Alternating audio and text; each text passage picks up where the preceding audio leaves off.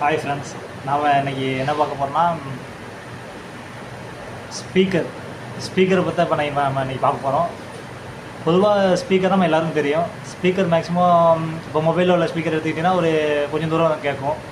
இப்போ விழா காலங்களில் நம்ம ஏரியாவில் ஒலிபெருக்கி அந்த பெரிய பெரிய ஸ்பீக்கர் மூலிமா நம்ம கேட்போம். அது ஒரு கொஞ்சம் ஊருக்கு கேட்கும். ஒரு நம்ம ஏரியா தாண்டி ஒரு பக்கத்து ஏரியா அந்த மாதிரி கேட்கும். ஆனால் ஒரு ஸ்பீக்கர் தமிழ்நாடு ஃபுல்லாக கேட்குது அப்படின்னா அந்த ஸ்பீக்கரோட எப்படி இருக்கும் பாருங்கள். அதை தான் இன்றைக்கி நம்ம பார்க்க போகிறோம். வேறு யாரும் இல்லை, நம்ம தமிழ்நாடு முதலமைச்சர் நம்ம விஜய் அண்ணாவோட அந்த குட்டி ஸ்டோரி நம்ம பாராளுமன்றத்தில் கேட்டிருக்கோம். அதை தான் நான் இன்றைக்கி சொல்ல போகிறேன். நம்ம முன்னாடி மன்னர்கள் ஆட்சியிலேயே பாராளுமன்றம் இருந்திருக்கு. அந்த பாராளுமன்றத்தில் சபாநாயகர் அவரோட வேலை என்ன அப்படின்னா, மன்னருக்கு எல்லா உரிமையும் உண்டு. அந்த பழைய மன்னராட்சி காலத்தில் மன்னருக்கு வந்து எல்லா உரிமையும் உண்டாம். ஆனால் அந்த மன்னர் வந்து அந்த காலத்திலே பாராளுமன்றம் அப்படிங்கிறது மன்னராட்சி காலத்திலே இருந்திருக்கான்.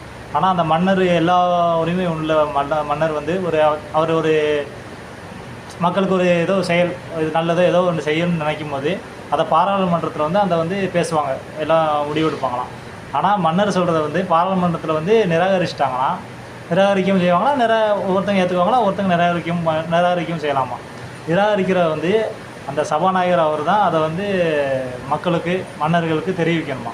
இந்த மாதிரி அந்த சபாநாயகர் அவர் வந்து பாராளுமன்ற தலைவர், அவருக்கு பேர் வந்து ஸ்பீக்கராம். அந்த ஸ்பீக்கர் சொல்கிறத வந்து யாரும் ஏற்றுக்க முடியாது அப்படிங்கிறத வந்து இப்போ மன்னர் வந்து அவங்கள்ட்ட அந்த ஸ்பீக்கர் வந்து மன்னர்கிட்ட சொல்லணும். அந்த மன்னருக்கு வந்து பாராளுமன்றத்தை வந்து அவர் நிராகரிச்சிட்டாங்கன்னா அதை செய்ய முடியாது. சரி, எல்லா உரிமையும் உண்டு. பட் பாராளுமன்றம் எடுக்கிற முடிவு வந்து மன்னர் கேட்கணும்.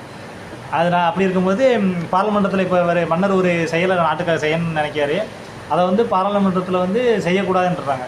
அதை வந்து ஸ்பீக்கர் வந்து இப்போ மன்னர்கிட்ட போய் சொல்லணுமா. அந்த ஸ்பீக்கர் வந்து மன்னர்கிட்ட போய் இல்லை இந்த மாதிரி நிராகரிச்சிட்டாங்க, யாரும் ஒத்துக்கலை அப்படின்னு சொன்னோன்னே மன்னர் வந்து கோவப்பட்டுட்டு, நான் சொல்கிறதே நீ கேட்க மாட்டீங்களா அப்படின்ட்டு அந்த ஸ்பீக்கரோட தலையை துண்டிக்க சொல்லி உத்தரவு போட்டுருவாராம். அந்த ஸ்பீக்கரோட தலையை துண்டிக்க சொல்லி கோபத்தில் உத்தரவு போட்டுருவாராம்.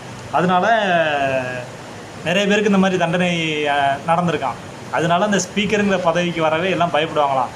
ஐயோ, தலை போகிற காரியம் அப்படின்ட்டு யாரும் வரமாட்டாங்களாம். தலை தப்பிச்சா போதும் அப்படின்ட்டு மேக்ஸிமம் யாரும் வரமாட்டாங்களாம்.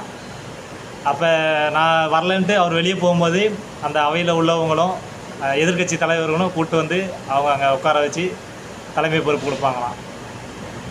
இதான் நம்ம அண்ணன் சொன்னது. எலெக்ஷன் நடக்கும், ஜெயிப்பாங்க, அடுத்து ஆட்சி அமைச்சிட்டு அவங்க பிசர் போயிட்டு இருப்பாங்க. பாராளுமன்றம் அந்த இதெல்லாம் அவ்வளோ நம்ம பார்க்க மாட்டோம். ஆனால் இப்போ என்ன நடக்குதுன்னு ஒவ்வொரு நிமிஷம் ஒவ்வொரு இதுவும் நமக்கு தெரியுது. ஃபாலோ பண்ணுவோம், நல்ல தமிழகத்தை உருவாக்குவோம்.